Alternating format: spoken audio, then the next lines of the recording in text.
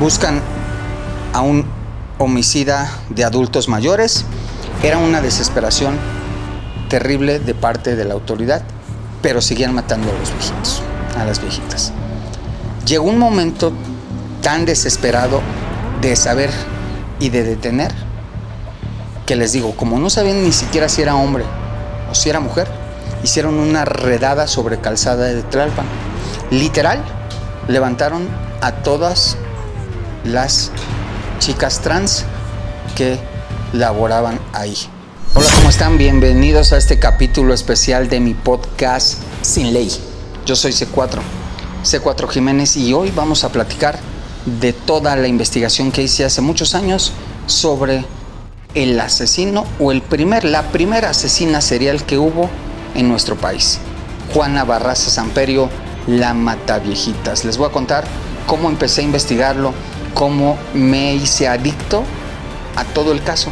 Iba a escenas del crimen, iba con forenses, iba con familiares de las víctimas, iba a los lugares, y les voy a contar cómo se descubrió que era una mujer. Les va a encantar este capítulo, quédense. Yo soy C4 Jiménez, y esto es Sin Ley. Desde el otro día les quería contar un caso que fue quizá para mí el que más me jaló para dedicarme al periodismo policial, a las investigaciones en torno a casos de crímenes, de delitos. El que más me llamó la atención para meterme en esto, porque cada vez que investigaba y encontraba, yo quería buscar más. Es el caso que en aquel entonces todavía no se sabía el género del responsable o de la responsable. En ese entonces le llamamos, en mi periódico, que era La Crónica, el Mataviejitas, porque no se sabía que era mujer. Les voy a contar cómo empecé a investigar esta historia. Esto fue allá por el año 2003, 2004, yo creo. Estaba yo todavía en la universidad, cuando estaba trabajando en el periódico La Crónica. Estaba yo en el periódico La Crónica haciendo mis prácticas profesionales. No me pagaban, no tenía sueldo, no tenía apoyo por parte del periódico en cuanto a dinero. No me daban ni para mis pasajes. Mi pago, decían ellos, y es la realidad, no solo lo decían, lo acepto que así es, mi pago era aprender. Y entonces aprendí así. Les digo, era 2003, 2004, y de pronto se empieza a dar a conocer una serie de investigaciones que llevaba la entonces Procuraduría de Justicia de Ciudad de México. Y es que estaban asesinando a mujeres de la tercera edad. Y todos los asesinatos tenían un modus operandi similar. Tenían factores en común en cuanto a la víctima, en cuanto al modo de operar del asesino, en cuanto a la herramienta usada por el asesino. Y es que eran todas mujeres de la tercera edad. Todas vivían solas. A todas las hallaban dentro de su domicilio, estranguladas, con algún objeto que el homicida halló dentro de la casa. Es decir, las estrangularon con sus medias, con los cables del teléfono, con los cables de algún aparato, alguna grabadora, algún microondas, algún horno, alguna lámpara, cualquier cosa con un cable, con los cordones de la cortina, con algo que el homicida encontrara en el lugar. No llevaba un arma, sino algo lo encontraba en el lugar. Les robaban lo poco que encontraban ahí en la casa. Sí había un saqueo. Nunca había huellas de violencia en las puertas de la casa, es decir, dejaba en claro que las víctimas, las viejitas, le habían permitido al asesino entrar. El asesino no había tenido la necesidad de romper las puertas, sino que la propia víctima le permitió el paso.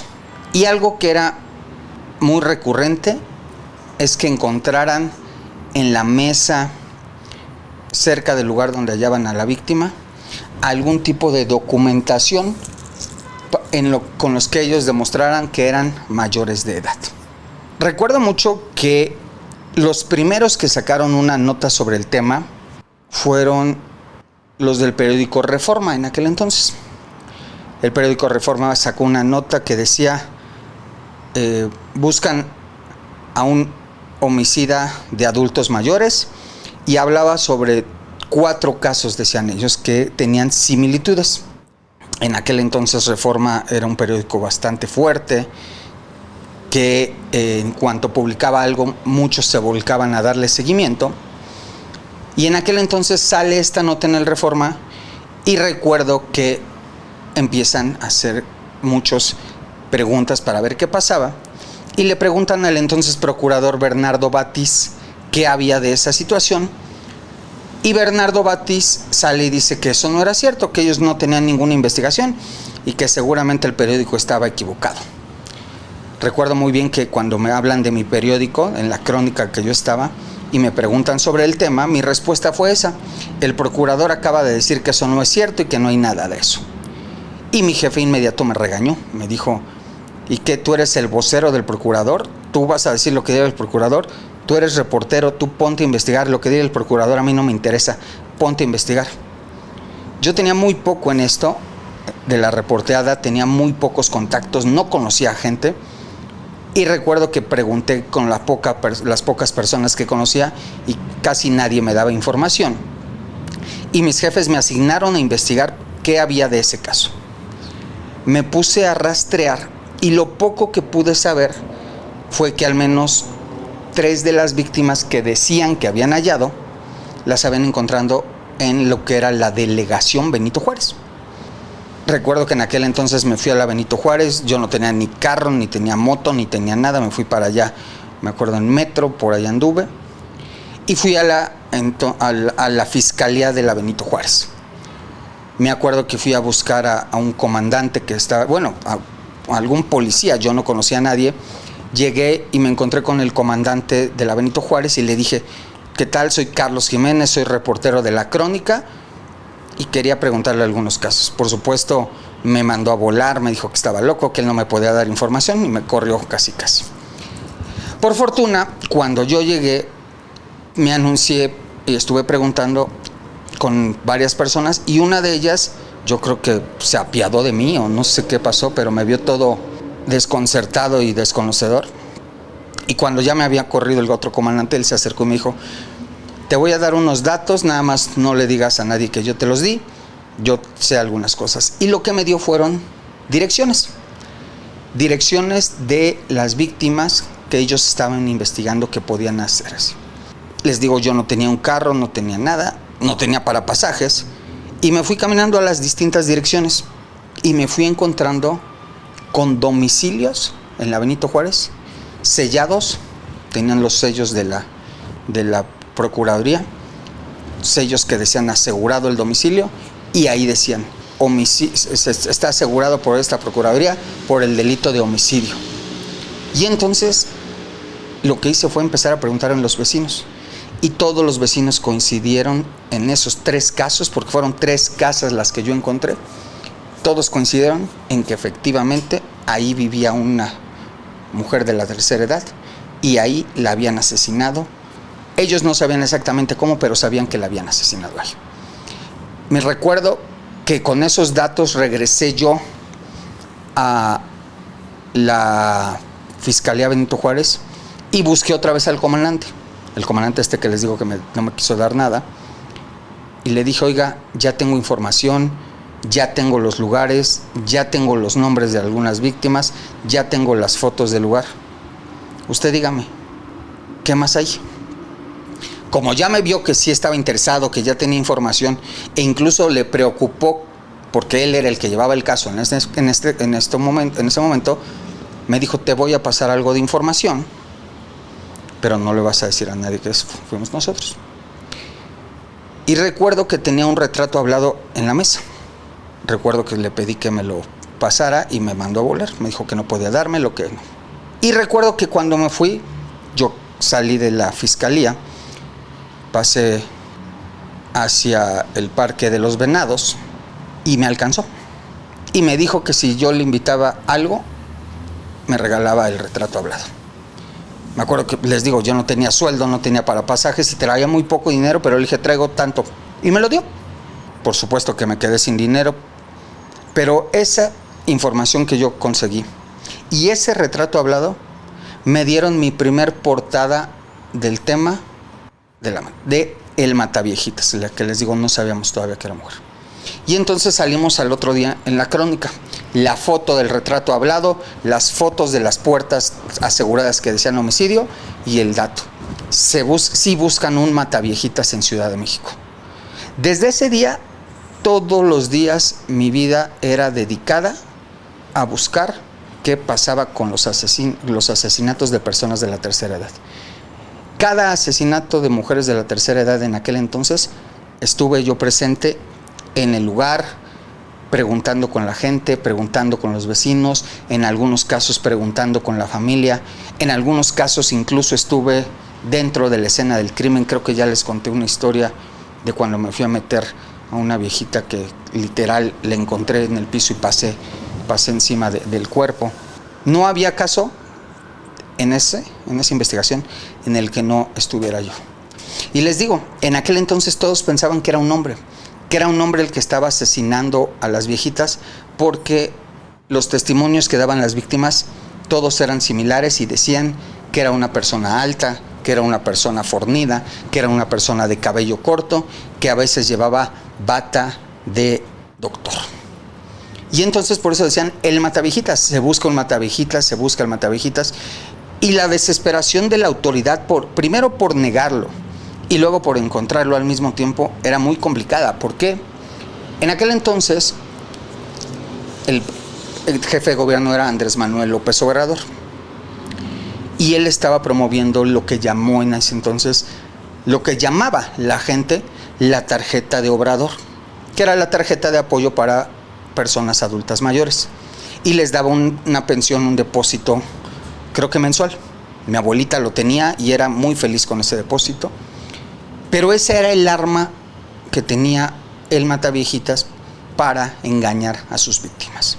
Lo que hacía, y después de todas las investigaciones que hizo la autoridad y también estuve haciendo yo, sabíamos que el Mataviejitas se acercaba a sus víctimas con ese pretexto. Les decía, usted ya tiene su tarjeta de apoyo a los mayores, usted vive solo, usted vive sola, nadie le apoya, yo le puedo tramitar su tarjeta. Y con ese engaño, las viejitas, por supuesto, que le permitían entrar a su domicilio. Le decía a la gente, si vivo sola, no tengo la tarjeta, ayúdeme a tramitarla. Y entonces la Mataviejitas les decía, vamos a su casa para que me dé algunos papeles, llenemos algunos documentos y ahí yo le ayudo a hacer su trámite.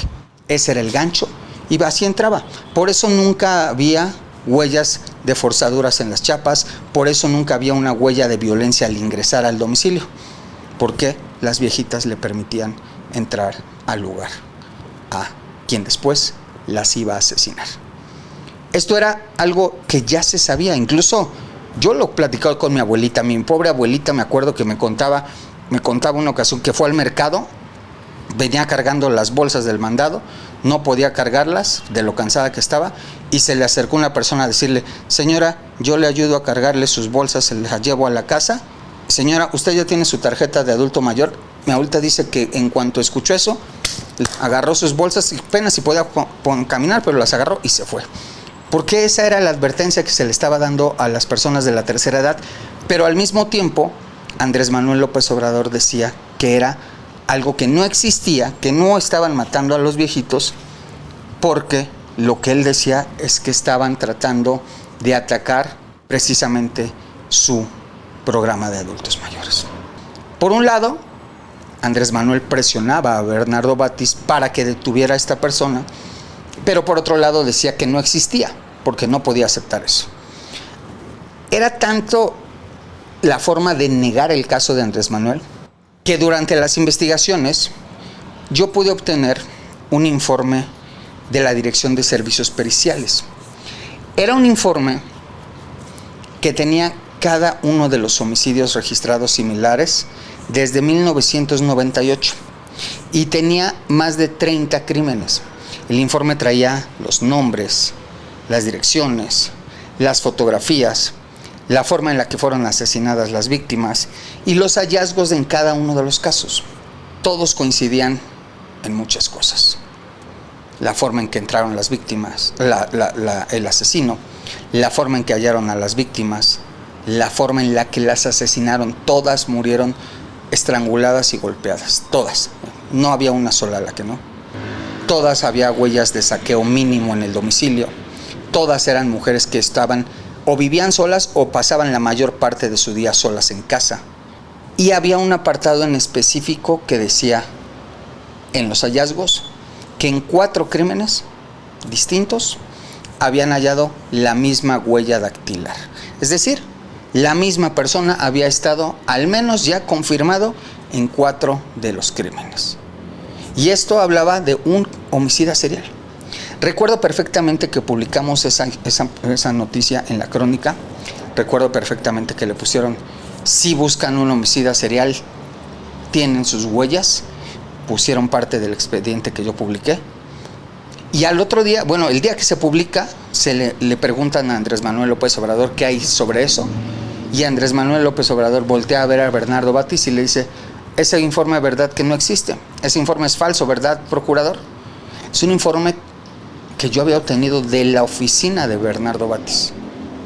Y el pobre de Bernardo Batis lo único que atinó a decir fue esto: sí, señor. Es decir, mentía el pobre Bernardo Batis porque Andrés Manuel no les permitía que aceptaran que había un homicida de viejitas. La desesperación de la autoridad era tal para detenerlos, y les digo, tan no sabían a quién estaban buscando, que empezaron a dar de pronto tumbos. Detuvieron en una ocasión a un hombre que se llama Mario Tablas, un tipo que era un adicto a las drogas, un tipo que literal se inyectaba heroína, y un tipo al que dijeron: él es el mataviejitas. Lo culparon de un par de homicidios, y después resultó que lo estaban culpando de un homicidio cuando él ya había estado en la cárcel mientras se cometió el homicidio. Fue el primer error, no fue él el homicida. Después detuvieron a Araceli Vázquez, una madre de familia que vivía por el rumbo de Hidalgo. Recuerdo que la presentaron con una bata de doctor, una bata blanca, una peluca, y dijeron: ella es la mataviejitas porque le encontramos algunas alhajas que se perdieron en la casa de una víctima de homicidio. Recuerdo yo que en aquel entonces conseguí la dirección de Araceli. Fui a buscar a la familia, les digo, allá por Hidalgo. Recuerdo que iba en un carro prestado, creo que era el carro de mi papá. Por allá por Hidalgo encontré la casa, un lugar despoblado, una casa en medio del campo. Y hablé con la mamá de Araceli, con la hija de Araceli, perdón. Y la hija de Araceli me decía: mi mamá no es asesina, mi mamá no mató a nadie. La bata con la que presentaron a mi mamá es mi bata de laboratorio, es mi bata de la escuela. Esa bata se la llevaron de aquí de mi casa, pero es mi bata de la escuela. Y la peluca es una peluca que no sacaron de aquí, quién sabe de dónde se la llevaron. La familia decía que no era, y la fiscalía, la procuraduría en aquel entonces insistía en que sí era, pero mientras ellos estaban insistiendo en que sí era, volvieron a matar a otra viejita. Les digo, era una desesperación terrible de parte de la autoridad, pero seguían matando a los viejitos, a las viejitas.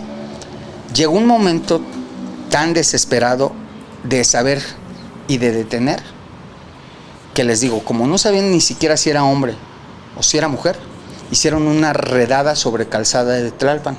Literal, levantaron a todas las chicas trans que laboraban ahí, que hacían trabajos sexuales sobre Tlalpan. A todas. Levantaron alrededor de 50. Se las llevaron en un camión de la policía, todas, y a todas las metieron a las galeras, a todas las revisaron, a todas las esposaron y a todas las fotografiaron, y a todas les tomaron las huellas digitales para saber si alguna de ellas era la mataviejitas.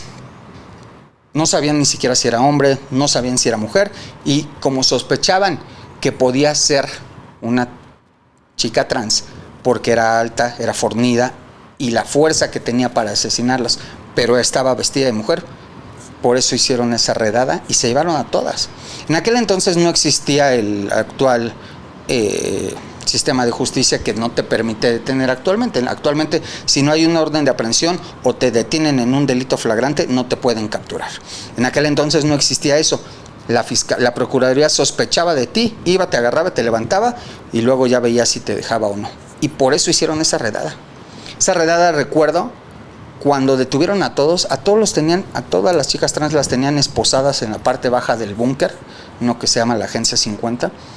Y en aquel entonces recuerdo que traían ya el expediente, así un expediente como de este bonche, con fotografías de frente, de lado, del otro lado, de perfiles, con peluca, sin peluca y de cuerpo completo de cada una de las chicas trans que detuvieron ahí en Tlalpan. Les digo, eran como 50.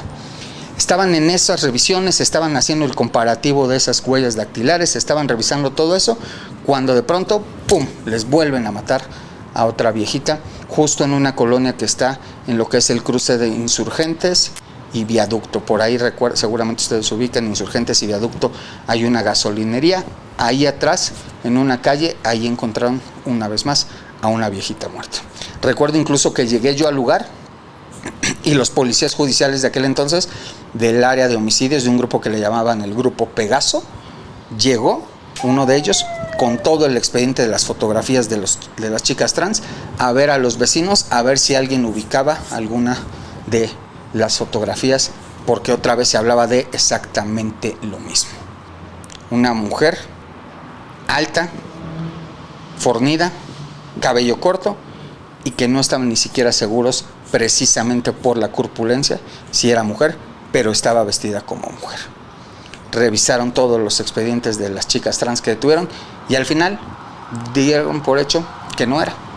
Entre toda la información que estuve consiguiendo, ya tenía yo gente, porque como me veían todos los homicidios en todos los lugares, en las escenas del crimen, en los lugares aledaños, en el forense, en periciales, en las fiscalías, ya todo mundo que traía el caso ya me conocía porque veía que yo andaba aferrado y publicando. Llegó un momento en que alguien me dijo: tenemos un calendario de asesinato. Sabemos que está asesinando al menos una y a veces hasta 2 veces al mes, entre el día 25 del mes y el último del mes. Es un parámetro alrededor de 7 días en los que comete los homicidios, entre tal día y tal día. Recuerdo mucho que publiqué en la crónica una nota en la que yo decía: las autoridades sospechan y esperan a que el mataviejitas ataque en los últimos días de este mes. Cuando publiqué esa nota, recuerdo que era la competencia normal entre los reporteros y recuerdo que me hicieron mucha burla a todos los reporteros porque decían: ya eres el Madame Sassou de los homicidios, ya eres el Madame Sassou de los asesinatos, el Walter Mercado que va a predecir cuándo van a estar matando. Me acuerdo que, y porque además a mí me dijeron va a matar entre tal día y tal día, pero yo no sabía por qué. Ellos tenían ya el motivo, pero yo no. Y yo lo publiqué sin justificación de cómo sabían eso. Y por supuesto la burla hacia mí fue bastante fuerte de muchos reporteros, porque además en aquel entonces algo que se daba mucho era el trabajo entre algunos reporteros de un grupo y otros de otro.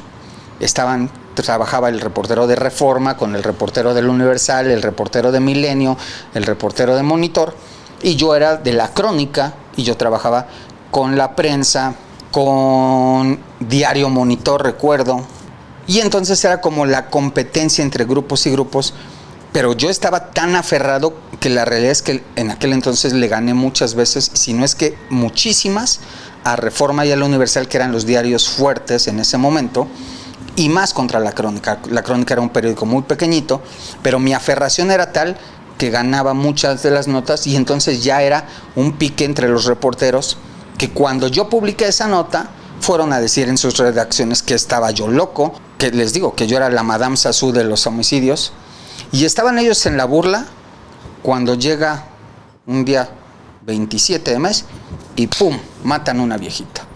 Exactamente como yo lo había escrito, iba a suceder entre tal día y tal día, y exactamente pasó.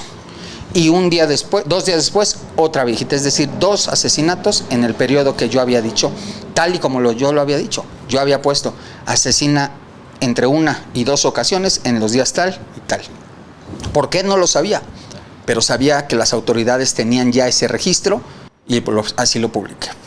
Quien llevaba esta investigación era Guillermo Zayas, quien ya falleció. Él era el entonces fiscal de homicidios, y tenía un jefe que era el subprocurador de averiguaciones previas centrales, que se llama Renato Sales, quien después fue comisionado nacional de seguridad, subprocurador general de la República, un funcionario casado completamente con su trabajo y con la investigación. Y él estaba literal, parecía una persona que tenía adicción a ese caso. Renato entrabas a su oficina, su sala de juntas, no a su oficina específica, sino a su sala de juntas, y tenía toda una pared, pero les estoy hablando de una pared de todo un salón, de más de 3 metros quizá de largo, 2 metros de alto. La tenía completamente tapizada de la investigación del Mataviejitas. Tenía el mapa de la ciudad en grande, tenía tachuelas de donde habían encontrado a las viejitas muertas, tenía tachuelas de donde había posiblemente atacado, tenía lugares por donde podía escapar, tenía muchas fotografías de las víctimas, tenía retratos hablados pegados por aquí y por allá, tenía una forma de mapear completamente marcada, tenía los expedientes, es decir, toda una pared del homicida serial de la investigación. Y entrabas a su oficina a verlo, y él literal con una lupa revisando fotografías, revisando los lugares, revisando a las víctimas, viendo si las víctimas tenían alguna conexión entre ellas, si había algo que hilara quién era una y quién era otra. Tenía toda una investigación. Renato estaba, de verdad, era una adicción total al caso. Yo creo que similar a la mía, solo que él tenía acceso a absolutamente toda la investigación. Y recuerdo que un día llegué a verlo, tenía todo ahí, y me decía, estamos investigando esto, estamos investigando el otro, y me estaba explicando todo, y me decía, y le pregunté, ¿qué sabes? ¿Por qué dicen esto? No me quiso decir, era parte de su investigación, pero él tenía las 4 fotografías de los casos en los que ya estaban seguros que era el homicida serial por la huella dactilar. Y hubo un momento en el que me dijo, hay un dato que ya sabemos, no es un hombre, es una mujer. No me quiso decir por qué, no me quiso decir en su momento por qué, pero me dijo, no es el Mataviejitas, es la Mataviejitas. Y entonces yo me puse a investigar, porque dije, voy a publicar que saben que es la Mataviejitas, no voy a publicar por qué, y me va a volver a caer la lluvia de burlas y reclamos de que cómo le adiviné, ¿no? Por fortuna, les digo, nunca fallaba porque iba bastante bien con mis investigaciones. Y entre todo encontré el motivo por el cual supieron que era una mujer. Resulta que en 2 de los casos revisan todas las fotografías de lo hallado, revisan todos los indicios de lo hallado, analizan todos los expedientes, y en específicamente 2 casos, encuentran que en el bote de basura del baño había toallas femeninas usadas. Las víctimas son viejitas, mujeres de más de 70 años, que por supuesto ya no usan toallas femeninas. Las víctimas vivían solas, no había nadie que usara las toallas femeninas. Entonces, ¿quién era la única persona que podía dejar las toallas femeninas? Precisamente la persona que las mató. Y es así como confirman ellos que se trataba de una mujer, que era una mujer la persona que las estaba asesinando. Después se sabría el motivo, se los voy a contar después. Pero gracias a que dejan precisamente esas toallas femeninas, es que la autoridad puede confirmar que a las viejitas las estaba matando una mujer. No era un hombre a pesar de lo corpulenta que encontraban, no era un hombre a pesar de lo alto que se encontraba. ¿Y saben por qué las estaba matando? La autoridad, cuando detiene a la responsable, se pone a investigar y encuentra que Juana Barraza, quien era la Mataviejitas, se dedicaba a entrenar para la lucha libre. Se dedicaba a cargar pesas, se dedicaba a hacer entrenamientos, y entonces ese era un desfogue. Juana Barraza vivió una vida bastante complicada. La vendieron de chiquita, la golpearon, la maltrataban, sus parejas la lastimaban, y la forma de desfogar ella su dolor y sus frustraciones y sus resentimientos era entrenando, luchando, cargando. Pero resulta que un día se lastima de la espalda. Se lastima de la espalda a tal grado que le prohíben entrenar y cargar. Y como tenía prohibido entrenar y cargar, ya no hacía ejercicio. Ya no tenía cómo soltar toda esa fuerza, ya no tenía cómo desfogar todo ese coraje que de pronto le daba. Y entonces lo que pasaba era que cuando llegaba su ciclo menstrual, entre los días últimos del mes y los primeros del otro, ya no tenía cómo desfogarse, y era cuando tenía una alteración tal que la llevaba precisamente a desfogarse asesinando a las viejitas. Precisamente por eso sabían que asesinaba entre el día tal y entre el día tal, porque era cuando ella tenía su periodo menstrual y era cuando ella tenía estos problemas que la hacían desfogar de alguna forma, y era cuando encontraba a las mujeres de la tercera edad y las asesinaba. Por eso sabían que mataba en esa época. Yo no lo sabía, yo solo lo publiqué, y no era que fuera una predicción o un Madame Sassou como me dijeron. Ellos ya tenían el motivo exacto de por qué mataba. Mataba en los días de su periodo menstrual. Fue así como ellos supieron que a quien estaban buscando era a una mujer.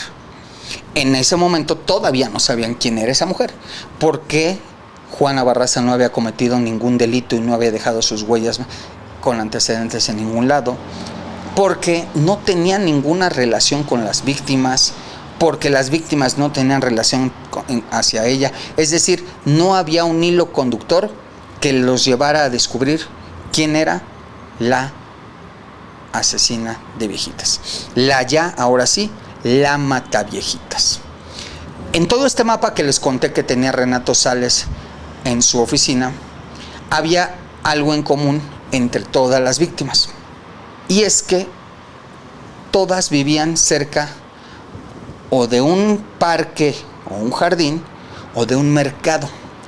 Y es que precisamente supieron, y en la investigación notaron, que era ahí donde la Mataviejitas se dedicaba a cazar a sus víctimas, porque era muy normal que una viejita fuera al mercado a hacer su mandado, era muy normal que una viejita saliera al parque a caminar, era muy normal que una viejita saliera al parque a tomar el sol sentada en una banca, era muy normal que las viejitas estuvieran en alguno de estos lugares caminando ellas solas.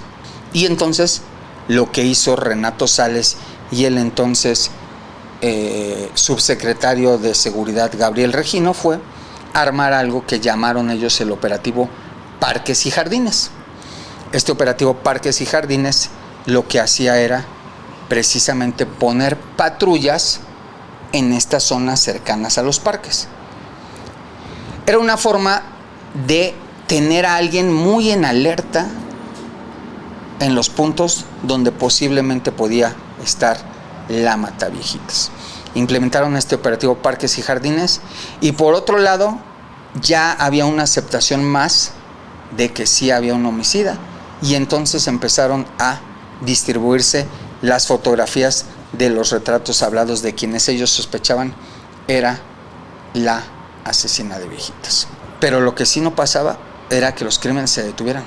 La autoridad estaba volcada, literal volcada a detenerlos, y no los detenían. Trajeron incluso investigadores del FBI para apoyar en las investigaciones, y no solo no lo detenían, seguía asesinándoles cada mes había 1 o 2 asesinatos y cada ocasión era exactamente lo mismo.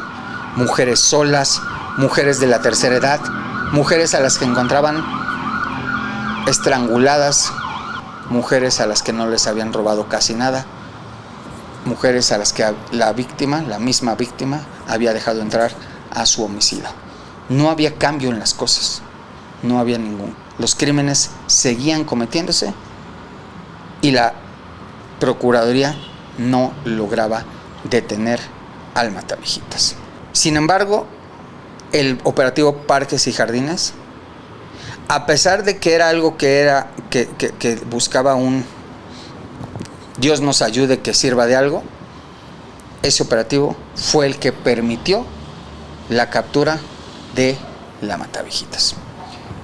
Resulta que tenían una patrulla en un parque en la alcaldía Venustiano Carranza, la colonia Moctezuma, segunda sección. Y en ese parque estaba la patrulla con 2 agentes. Muy cerca de ahí, el domicilio de una mujer de la tercera edad que fue abordada por la Mataviejitas. Les voy a contar lo que contó la única persona que puede relatar lo sucedido, que es la Mataviejitas. La Mataviejitas relata que ella iba caminando en la calle cuando se encuentra con quien después sería su víctima y que le dice que si le ayuda a cargar sus cosas porque venía del mercado.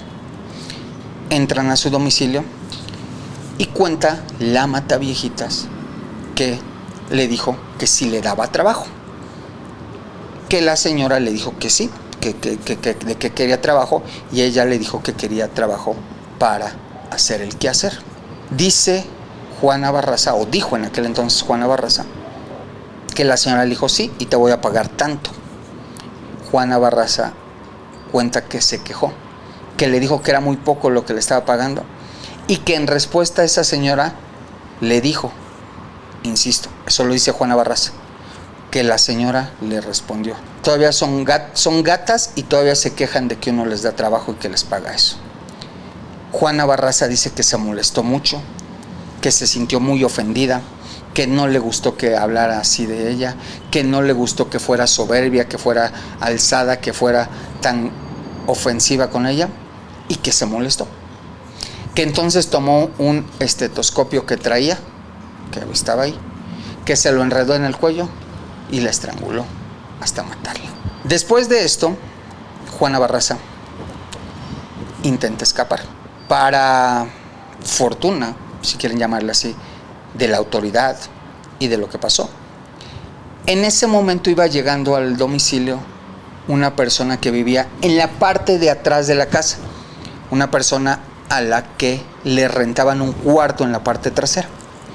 Y entonces Juana Barraza va saliendo, esta persona va entrando, la ve salir, esta persona entra, se topa con Juana Barraza, pero entra directamente a donde estaba la viejita y ahí la encuentra muerta.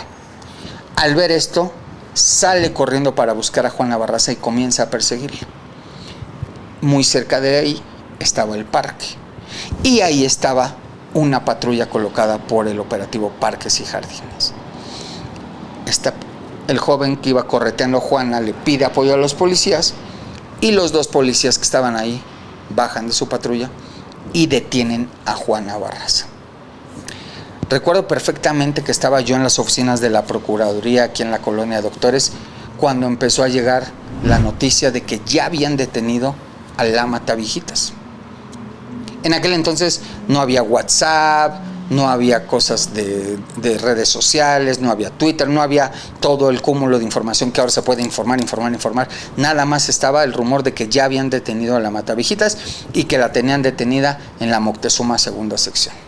Me acuerdo que de inmediato se fue para allá Guillermo Sayas, que era el fiscal de homicidios, se fue para allá la gente de la Secretaría de Seguridad Ciudadana, de Seguridad Pública, todos se fueron para allá y ahí vamos nosotros, los reporteros. Y sí, en una patrulla tenían a la responsable del asesinato, una mujer de cabello rubio, una mujer teñido, cabello corto, teñido, una mujer que tenía un abrigo rojo. Era una mujer que por cierto era exactamente igual a un busto que había hecho la autoridad para tratar de identificarla.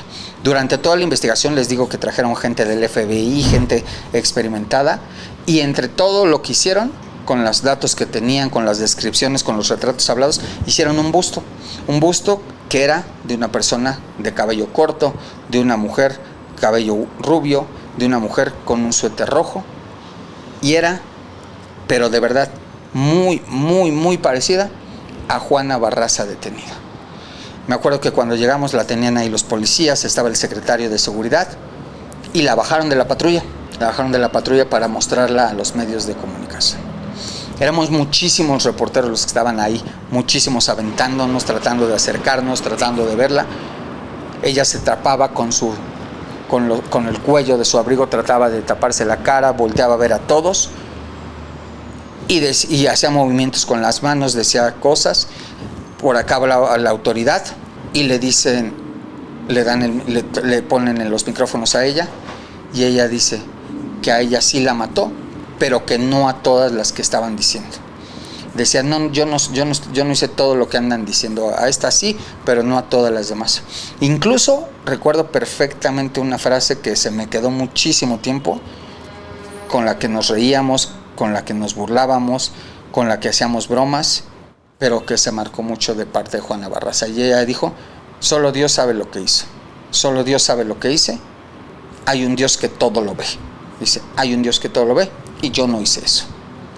Juana Barraza es subida a la patrulla, se la llevan. Nosotros los reporteros nos vamos de ahí y les digo, en aquel entonces yo por fortuna ya me conocían tanto en la procuraduría en esos casos que yo entraba y salía por todos lados sin problema. Y me acuerdo que subí a el segundo piso donde en ese entonces estaba la Fiscalía de Homicidios y recuerdo perfectamente que vi caminar hacia mí a Juana Barraza. La tenían esposada de las manos atrás y atrás de ella iban caminando dos mujeres policías preventivas. La tenían agarrada de las esposas, pero era tan alta y tan corpulenta ella que en lugar de que ellas la fueran llevando, ella caminaba y ellas iban así atrás de ella siendo jaladas por la fuerza de Juana. Juana iba caminando, la vi pasar, dio la vuelta y se metió al pasillo de la Fiscalía de Homicidios. En ese pasillo de la Fiscalía de Homicidios hasta el fondo estaba la oficina del fiscal y ahí la llevaron. Ahí la llevaron para hacerle el primer interrogatorio de las autoridades. Llegó Renato Sales, la vio y lo primero que le dijo fue, ¿cómo se encuentra, señora? Buena tarde. Volteó y le dijo, bien, gracias. Llegó Guillermo Sayas, llegó Anselmo Apodaca, que era el jefe de servicios periciales de la Fiscalía de Homicidios, y entonces le preguntaron si ella mataba a las viejitas. Y le preguntaron por qué. Y dijo que sí. Lo primero que ella dijo, a pesar de que ahora cambien las versiones y de que cuente otras historias, lo primero que ella dijo fue que sí. Que ella las había asesinado porque odiaba a las señoras grandes. Porque odiaba que le había maltratado su mamá. Y porque le recordaban el maltrato de su mamá y que porque muchas de esas mujeres le estaban tratando mal porque pensaban que como tenían dinero podrían maltratarla. Y no solo dijo que las mataba, sino que le mostró a la autoridad cómo las asesinaba. Anselmo Apodaca, el que les digo era el fiscal, el jefe de periciales de la Dirección de Servicios Periciales de Homicidios, se puso como modelo. Le dieron a Juana, no recuerdo si era una corbata o una cuerda, pero le dijeron, muéstranos cómo lo haces. Y Anselmo Apodaca se puso como si fuera una viejita. Le dieron esta cuerda a Juana y ella se la enredó en el cuello. Le puso y ella dijo, le ponía yo el codo aquí atrás, agarraba la cuerda y hacía presión con una mano y con el codo lo empujaba. Apodaca incluso recuerda que el jalón sintió como le apretó aquí y mientras todos entre que se reían por la broma de lo que estaba haciendo y no, ella estaba mostrando cómo asesinaba a las viejitas. Y lo que ella mostró coincidía precisamente con todas las investigaciones que habían hecho. A las viejitas las habían asesinado de la misma forma. Las habían atacado mientras ellas estaban distraídas, les habían enredado el cuello por atrás, las habían asfixiado y les habían puesto el codo en la espalda para estrangularlas, quitarles el aire, romperles la tráquea y así quitarles la vida. Juana Barraza les confiesa algunos de sus crímenes. Juana Barraza les confiesa que odiaba a su madre.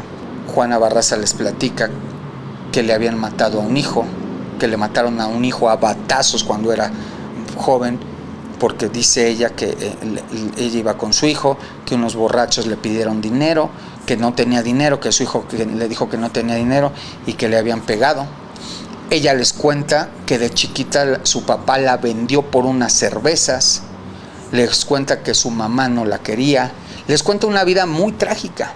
Les cuenta también que no sabía bien leer y escribir. Les cuenta que tenía hijos, que no quería que se enteraran sus hijos que la tenía detenida. Les cuenta que sabía que la estaban buscando, pero que no podía parar. Les cuenta que acababa de pintarse el cabello no mucho tiempo atrás y confiesa que efectivamente había comenzado a asesinar viejitas tiempo atrás porque necesitaba marcar y sacar su frustración.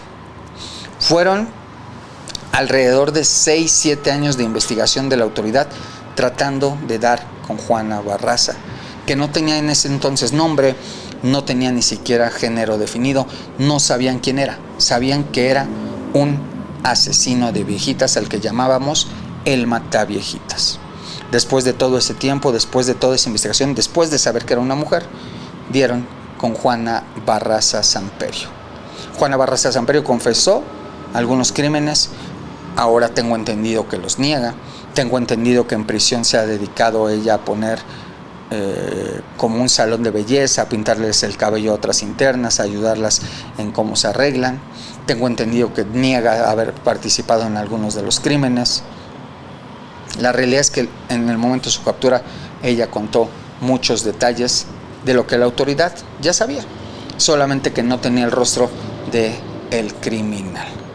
Recuerdo que al otro día de su captura publiqué fotografías, publiqué la historia y en ese momento ya se aceptó que había un asesino serial de mujeres de la tercera edad, que ahora sí estaba detenido.